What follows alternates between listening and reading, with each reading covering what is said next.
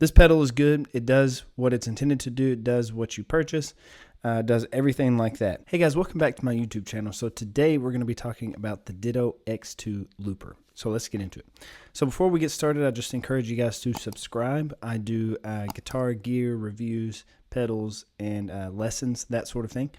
And so yeah, subscribe, stick around, and thanks for clicking on this video. The X2 Looper has been great for me. I have enjoyed playing it. I've enjoyed using it. It's a great practice tool, if nothing else. It's a great practice tool. I don't use the half speed, the reverse a whole lot. I keep the pedal set on the stop, so that way I can just stop the looper anytime that I want. Any of the other features I don't really use that much either. I don't use the store that much. I use the level knob, but usually it stays about in the same place, honestly. It's worth checking out and looking into anyway. So I'm going to show you guys just kind of what I do with it and what I like to do. One of the things I like to do is just to create a one-note sort of loop and then see how many different chords I can come up with just to sort of practice some harmony, So I just have a C note, actually E note going right now. And so I might play an E chord. I might play an E minor. I might play C major 7. I might play C7. I might play C sharp minor. I might play A minor. I might play A7. Or just A. There's A7. A major 7. So as you can see, there's tons of possibilities. I mean, you can make this a sharp 11 if you wanted to.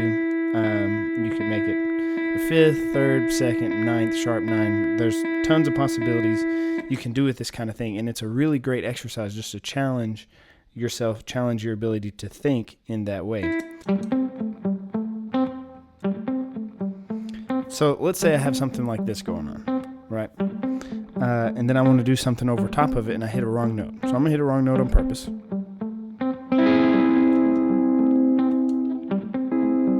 And now you hear that, and now it's a little off time. So if I hold the loop pedal, I can erase the one I previously did without erasing the entire thing. Now this only happens for one. Another thing you can do is bring it back if you hold it again. So now that sort of weird sounding out of place chord is back again, right? So I'm going to erase it just to get rid of that.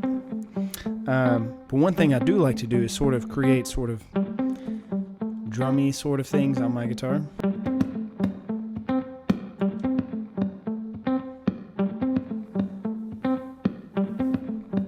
And I like the sound better up here than I do down here. That's why I did it up here.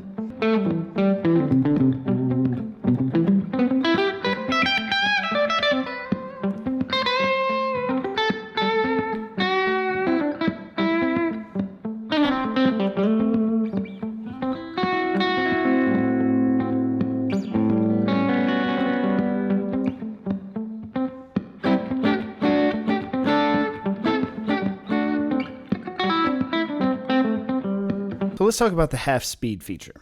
The half speed feature is a feature that lets you cut the amount of speed that the loop is playing in half. But this also cuts in half essentially your pitches, and it brings everything down an octave. So if I play this A minor chord, and then I hit the half speed feature, it's in half, but the pitch is also in half.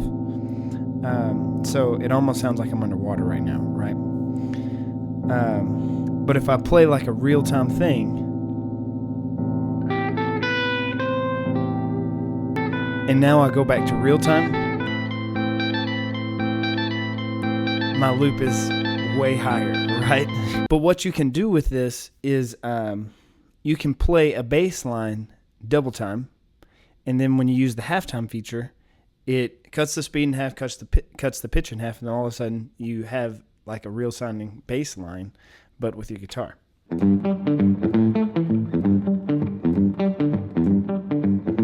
Now if I hit the halftime feature, it kind of sounds like a bass line, right?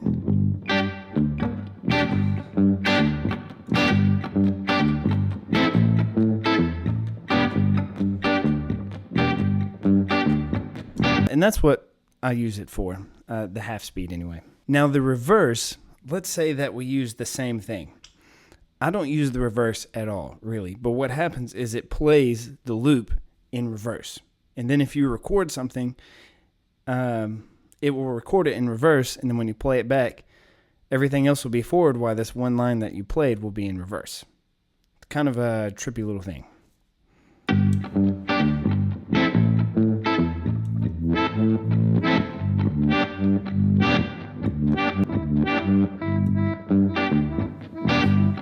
Now when I play it forward, I have this reverse line.